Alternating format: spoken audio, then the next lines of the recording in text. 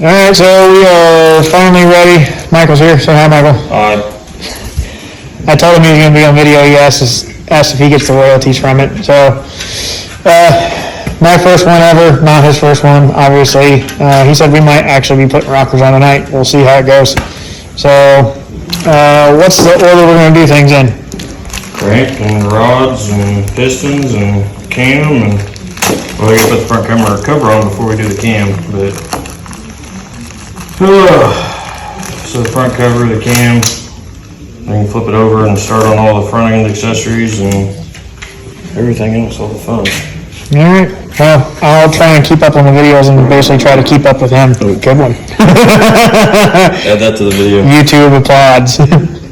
So I'll try and keep up, and now I just place some main bearings so we can fit the crank, and I'll check back in after that. Alright, so what he's doing before we get too carried away, I never pulled the oil squirters from the block, so we are replacing those. And what those are, you can see them hanging down there.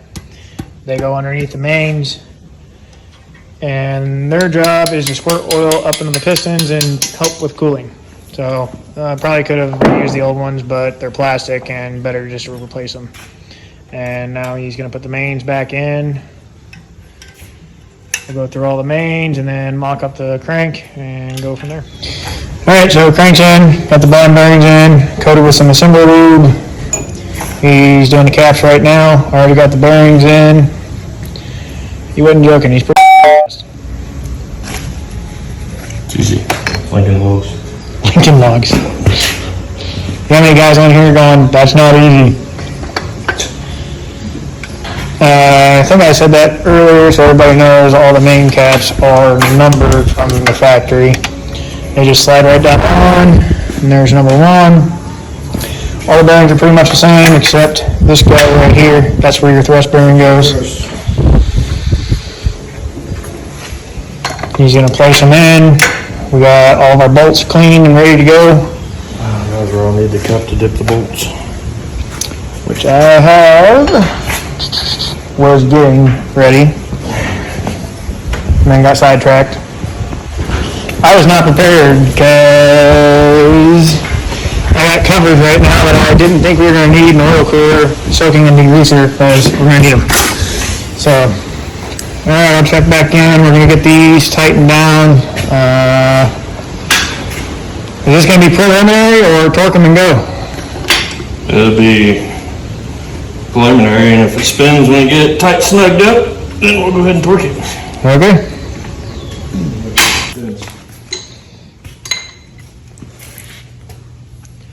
So all we did was cinch them up, and we put the bolts in, run them down, hand tight, start in the center, and then work your way out.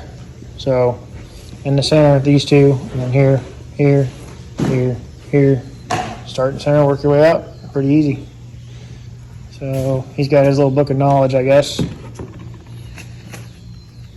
The book's probably older than both of us, it looks like. Just a touch. Alright, I'll check back in. Alright, before I cut that last video, I should have told you guys. So what he was looking up was the torque sequence. You don't torque them all the way down, you step them. So 44, 88, 129. And so that's what he's doing right now. He's going to start in the center and work his way out. And I'm assuming we'll torque him down to 44 and then spin it and then tighten down to the next sequence. Spin it again. And then final sequence.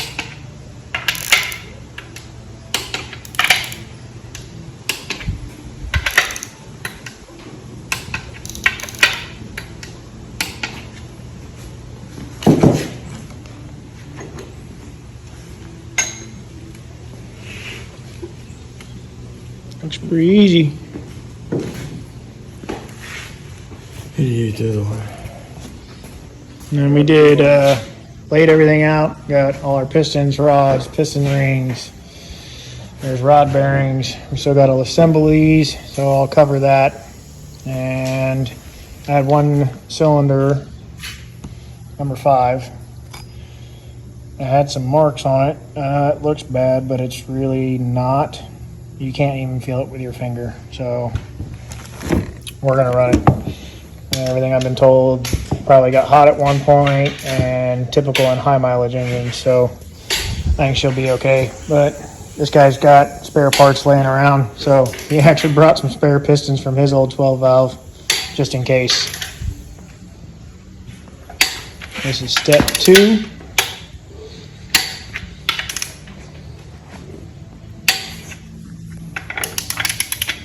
This will be 88 foot-pounds.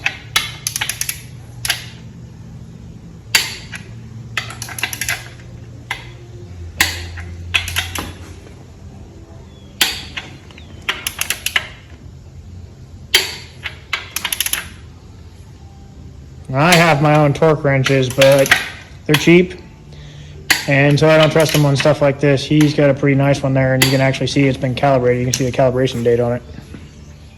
Yeah, it's been a few years, but it's also 14 years old.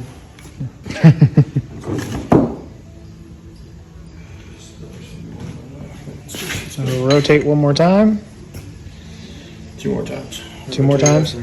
Ah. This will be the fun one on your slick floor. Yeah, kind of made a mess with the WD-40. We can move it. Roll it where it's dry. A lot of surface rust. And I sprayed the crap out of this with WD-40. It's just Missouri humidity right now. It's been raining for like basically the last 2 weeks. And the humidity in our house was at 76%. So the wife just turned on the AC today.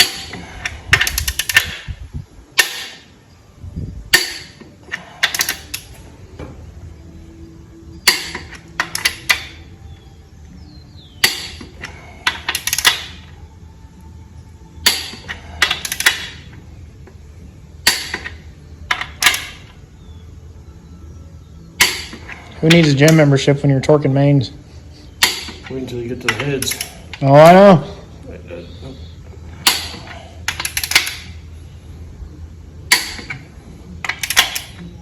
Keeping that same pattern. I went counterclockwise this time. It's still the same pattern.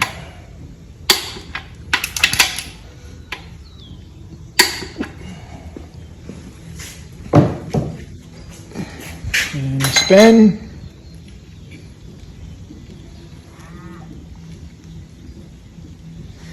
Yep. Pretty smooth.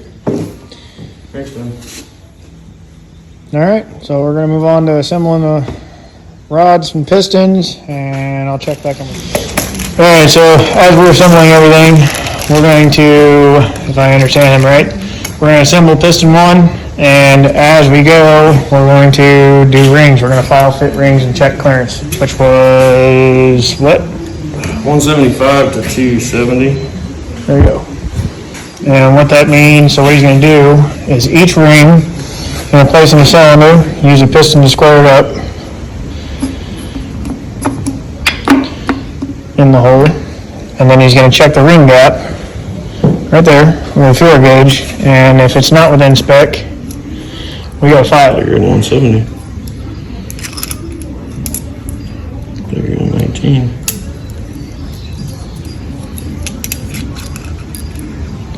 It's 20 thousandths. All right. Well, 20,000 is probably a little bit on the higher end, but it's going to push a little bit of power, so we'll probably be all right. And it's still within spec on the manual, so he's going to do each cylinder for that ring, and then we'll move on to the next compression ring.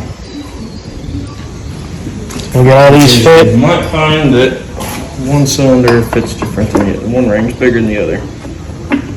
And you can actually move rings around in the cylinders depending on that cylinder to get within spec. Then you're getting into talking blueprinting engines and mapping everything out, and I'm not going to get into all that because I'm lazy.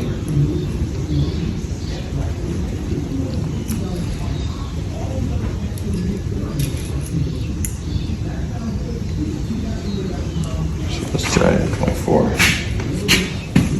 That one's a little big.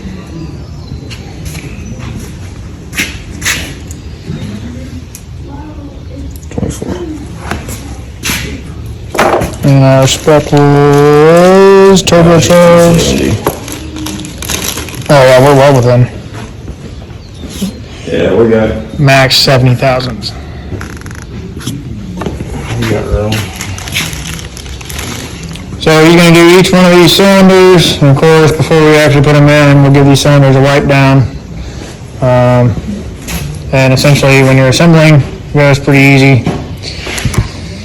So rod goes in the cylinder or in the piston, line it up with a wrist pin, assemble them, and slide them together.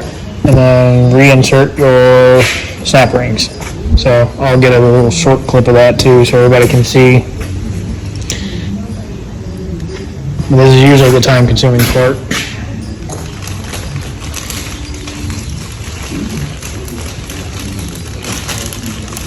So we'll get these in.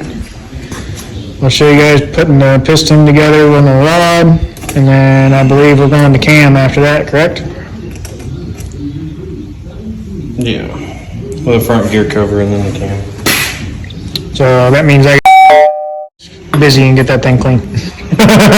Yeah.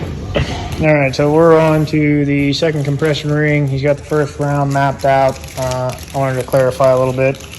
When I said 70, that was millimeters. So your minimum on the top ring, 16 thou, and the max is 27. We were right in the middle on all those. Second ring, 10 thous minimum, 21 thous maximum. So far, everything's looking pretty good.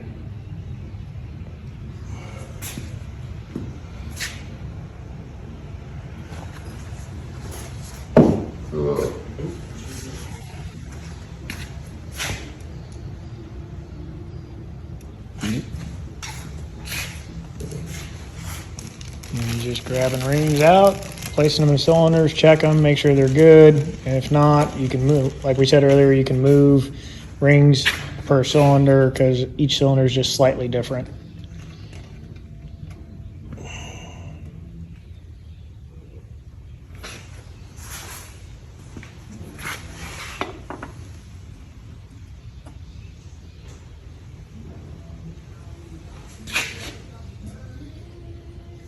And I have always used the piston just like he's doing. I do know they make a tool that has a set depth that sits down flush on the deck that you can actually use to set the rings and get an exact measurement, but personally for me, the pistons always work.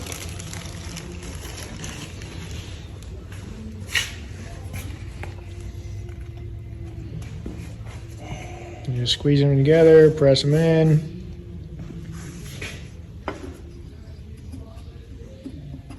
And he's using that ring land as a guide, basically, to set the same depth all the way around.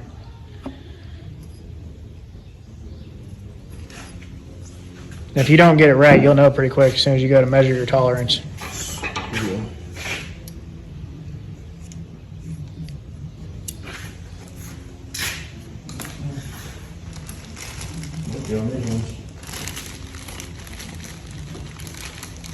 Well, hopefully everything goes good because so I never ordered push rods. I was just going to reuse my stock push rods.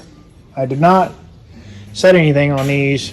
They were just sitting on the bench, and I wasn't paying a whole lot of attention when I took it apart, but that's kind of a problem. So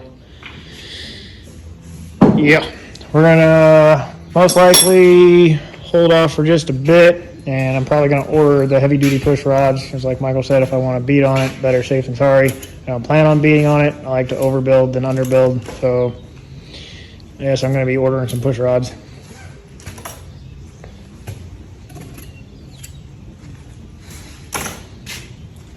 Fun part. I'll show you guys assembling the first piston and rod, and he's orientating front right now. And I was wrong earlier. He corrected me. I said I could be wrong. It was just a theory. But I was thinking these wrist pins are directional, but they are not. So it was probably because they were full of junk and dirty that it wouldn't slide in very easy. But essentially what he's going to do is use assembly lube. It's easier to to hold. I got a ring spreader. You overachiever. The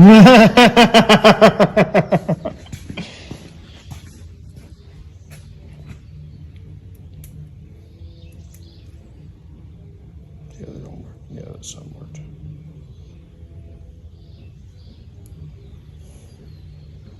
Get in there. This one's fun anyway because it's got that coil. Yeah. So that bottom ring has an interior coil in it. It's kind of a pain in the butt. But essentially, you can put them on by hand. I've always used the ring pliers. Essentially, all it does is spread the ring open so you can slide it down over the piston. Makes the install a little bit easier. But that bottom ring is weird. As you guys can see, it has a little coil inside the ring. Makes it kind of a pain in the butt to get them in. And that coil needs to be sitting inside the two rings. Let's see if I can show you guys.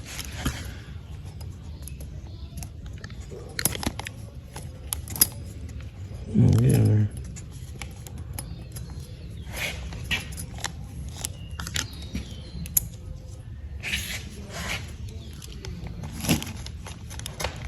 There we go.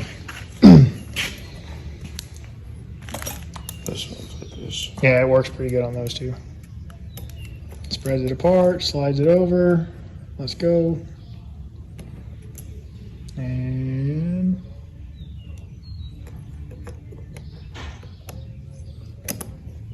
there she is.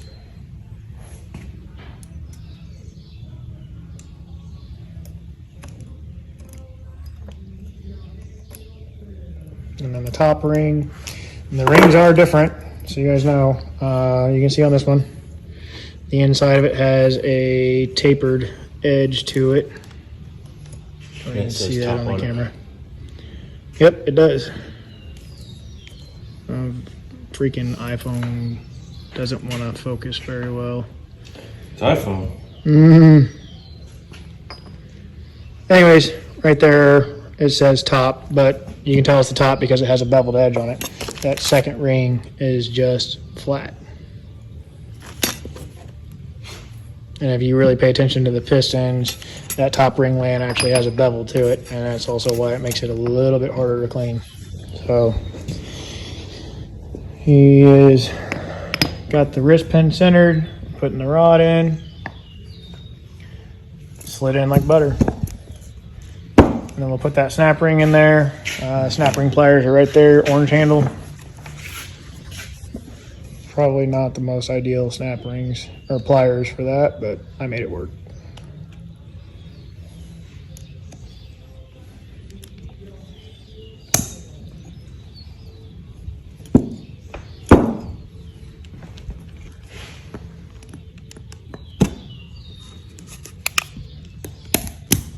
So you just slid it down there and make sure that it's seated all the way. And then that rod is ready to go in. And when we go to set them in, use a ring compressor. That's mine. He's got his that is much easier. There you go. So all I do is wrap it around the piston, use these pliers, and it will actually compress the rings so that they'll fit in the cylinders. So basically you compress it, set it in, and then very lightly tap it down. You don't ever want to use anything metal, especially on aluminum. So I got this guy, broken handle, rubber, works. Yeah, he's got a dead blow, so that works too. I think I got one of those floating around here too. But yeah, that's it. So we'll get the rest of these assembled. And when we go to start putting pistons in the bores, I'll show you guys that.